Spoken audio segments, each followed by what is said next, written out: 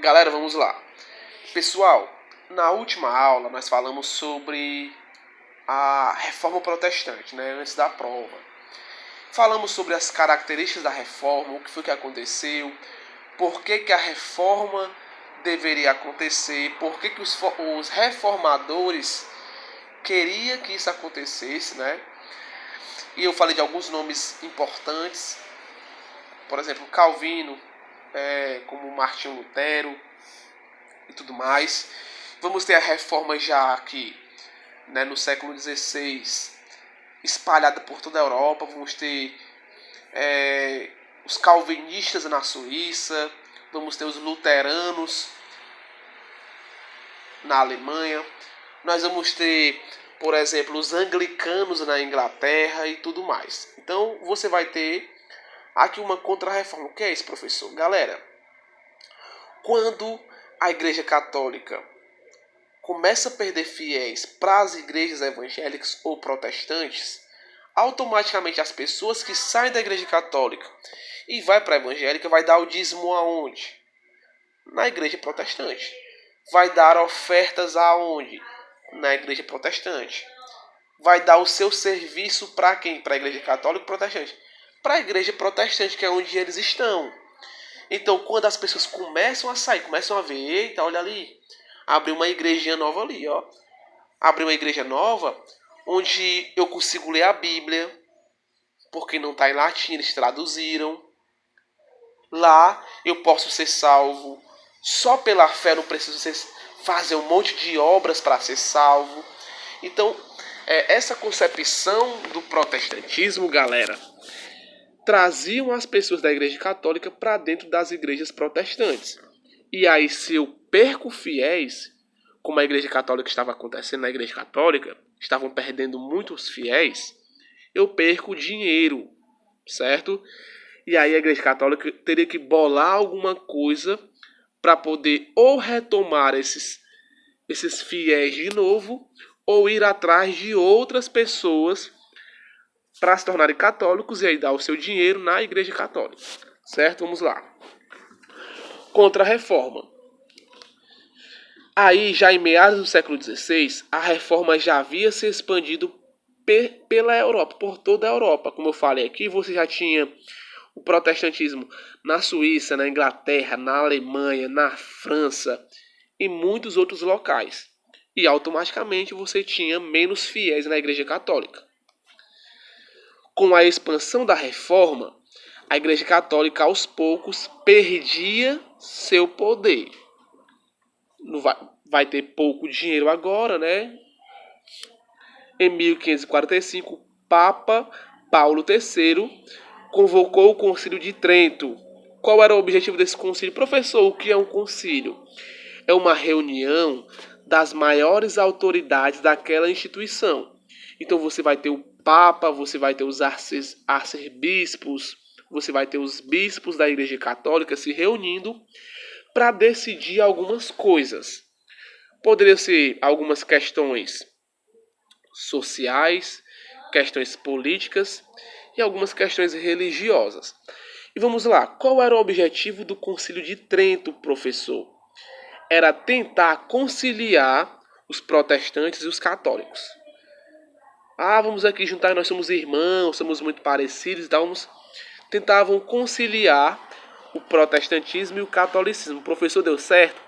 Não, a gente vai perceber que não deu certo. Certo? Por quê? Vamos lá. Não sei se vocês lembram, mas eu falei de algumas características dos protestantes. Eles falavam o seguinte, olha, o Papa é uma pessoa qualquer. O Papa, ele peca. O Papa, ele erra. Porque para a Igreja Católica, pessoal, o Papa é um ser divino, né? Um representante de Deus que não pode falhar. Ele não tem falha, ele é perfeito. E aí os protestantes, não, negativo. Ele é homem como qualquer outro homem, então ele vai errar, vai pecar. Quando você chega no Concílio de Trento, o que o Concílio vai falar? Olha, a autoridade do Papa foi fortalecida e ele foi reafirmado como representante de Deus na Terra. Lembre, pessoal, que para a Igreja Protestante, certo? Não existe um representante de Deus na Terra. Todos os filhos de Deus são esse representante, certo? E aí, nesse concílio já vai contradizer o que o protestantismo pensava. Vários valores católicos foram reafirmados, como o celibato, na igreja evangélica, pessoal, né, ou na igreja protestante, como nós chamamos. O que vai acontecer? O cara lá que é o pastor, ele deve ser casado. Deve ter filhos. Para quê? Para não cair no pecado, né? Ou da pedofilia, ou da prostituição, e assim vai. Mas na igreja católica não. A igreja católica continuou fazendo com que os padres continuassem sendo celibatários, não poderiam casar, certo? Infalibilidade do Papa. Olha aí, galera. Para a Igreja Católica, o Papa continuava sendo uma pessoa que não tinha erro, não tinha falha, não tinha pecado, certo? Contradizendo também os protestantes. Culto à Virgem Maria e aos santos, coisa que os protestantes não aceitam para o protestante, né? O único que deve ser adorado, deve ser cultuado é Jesus Cristo, não a Virgem Maria e os santos. Salvação pela fé e pelas obras. Quando você pega os protestantes, eles falam, não, ninguém é salvo aqui por obras, não. A gente é salvo só pela fé. A Igreja Católica, mais uma vez, contradiz o protestantismo. Fala o quê? Não, a salvação é pela fé e também pelas obras. Não adianta eu ter só fé. Eu tenho que fazer também obras. Quinto, o pecado original deixaria de existir se o indivíduo fosse batizado, coisa que a igreja evangélica, né, protestante, não aceita isso. Então você vê que o concílio, né, foi feito para tentar aproximar a igreja católica e a igreja protestante, mas foi afastar ainda mais, certo? Olha aí, mas no concílio tiveram algumas outras transformações, como por exemplo, a venda de indulgência foi proibida, a venda de lugares no céu, né? Você vai ter a fundação de colégios e seminários para a formação dos padres. Inclusive, nós temos até aqui em Fortaleza seminários para a formação de padres. Os fiéis passaram a receber o catecismo e uma missa, né? Um missal, que é um livrozinho lá com as músicas e tal da Igreja Católica. Vamos lá.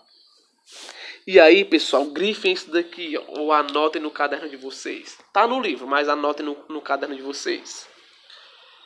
A Companhia de Jesus foi oficializada para divulgar a fé cristã nas novas colônias. Ou seja, a Igreja Católica agora poderia enviar, certo, uma missão, ou seja, vários padres ou vários jesuítas chamados para as colônias portuguesas, colônias espanholas, colônias francesas. Para quê, professor? Para fazer com que aqueles índios, né, que eles chamavam de índios, para que os indígenas se tornassem católicos, ou seja, a Igreja Católica visava aumentar novamente o número de fiéis. Então você vai ter uma missão jesuíta aqui para o Brasil muito forte, onde quase todo mundo vai virar católico, porque a Companhia de Jesus, ela evangelizava os nativos. E aí, pessoal, outro ponto importantíssimo. A Inquisição foi ativada. Galera, a Inquisição era um tribunal onde julgavam as pessoas. Pronto, vai ter um filme, não sei se vocês já assistiram, chamado João e Maria, certo? Que vai mostrar claramente quando a pessoa era acusada de ser uma bruxa. Quem que acusava, professor? Quem acusava era a Igreja Católica. E aí, a Inquisição, esse tribunal, ele iria julgar se a pessoa era uma bruxa mesmo ou não. Ah, eu julgo que é uma bruxa. Aí a pessoa era queimada viva. Certo?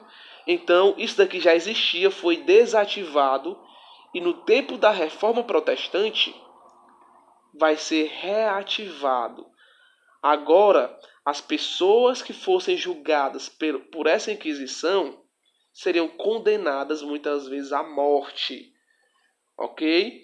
Professor, quem é que eles queriam julgar aqui? As bruxas? Não, galera, porque a Igreja Católica já sabia que não existia mais bruxa. Certo? Bruxa no tempo da Idade Média nunca existiu. Agora eles estavam querendo julgar quem, professor? Toda pessoa que fosse contra a Igreja Católica. No caso, os protestantes.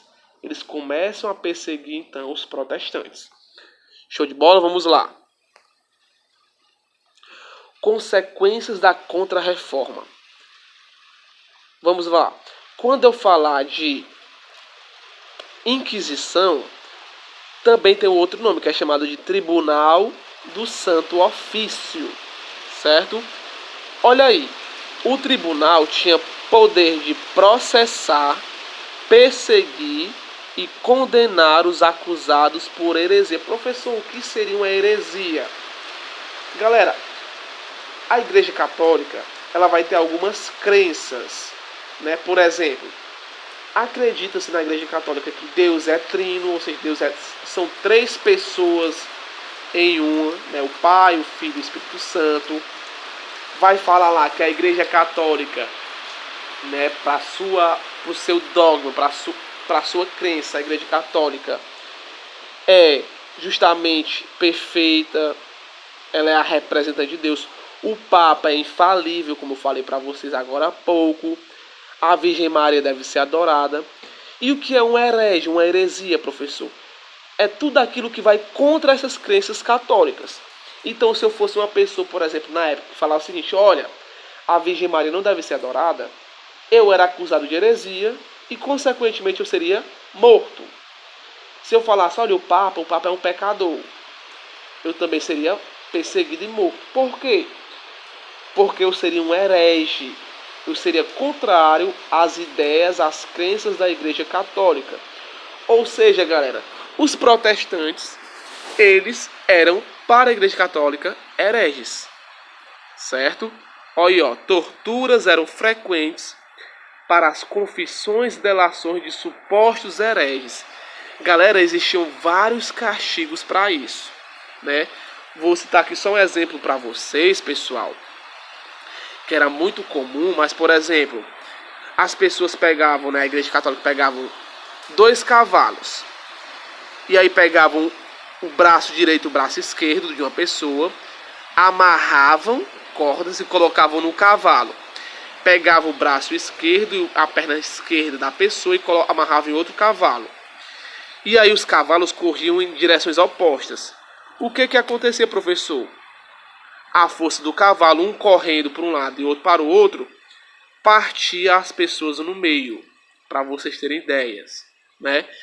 Outras vezes, tinham torturas ainda piores, certo? Mas a gente pode falar sobre isso depois. Mas qualquer pessoa que era considerada um herege, que eram contra as crenças da Igreja Católica, deveriam ser mortas. Olha aí, ó. Muitas pessoas não resistiam às práticas humilhantes e às longas sessões de tortura e acabavam enlouquecendo ou sendo até muitas vezes mortas. Várias pessoas foram queimadas em plena praça pública. Por que em praça pública, professor? Para servir de exemplo, certo?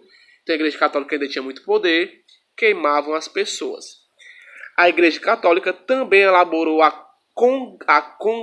Congregação do Índice, ou Index. Professor, o que é o Index? O Index. Galera, é uma lista de livros que eram proibidos pela Igreja Católica, certo? As pessoas que eram pegas com esse livro eram torturadas e o livro era queimado. Normalmente, eram livros da ciência que contradiziam a crença da Igreja Católica. Por exemplo, para a Igreja Católica, era a Terra que era o centro do universo. E aí, quando a ciência, com Galileu Galilei, fala, não é a Terra que é o centro. Mas quem é o centro do universo é o Sol. A Igreja Católica, herege, deve ser morto, ou pede desculpa ou morre. E aí Galileu Galilei, ele pede desculpa né? Depois ele é morto, certo? Mas vamos lá. Mas tem uma lista de livros que eram queimados, que a Igreja Católica não permitia ninguém ler. Vários cientistas tiveram seus livros censurados, como Copérnico, Galileu, Newton, etc. Filósofos e teólogos também foram censurados, como Calvino foi censurado, Lutero, Maquiavel, que era o filósofo, e assim vai. Certo? Olha aí. Aqui você vai ter o famoso caso chamado de Massacre de São Bartolomeu. Ocorreu na França, de dia 23 a 24 de agosto de 1572, em Paris. E essa vai ser também uma das tarefas de casa de vocês. Vamos lá. Você vai fazer essa atividade de casa, que é da página 436 e 437. E além disso, você vai fazer uma pesquisa sobre o massacre de São Bartolomeu. Ok, galera? Então é isso. Leiam o capítulo de vocês do livro, né, da Contra-Reforma, para poder já ver outras coisas ou complementar o que o professor disse agora no vídeo. Certo? Então é isso. Abraço, galera, e até a próxima.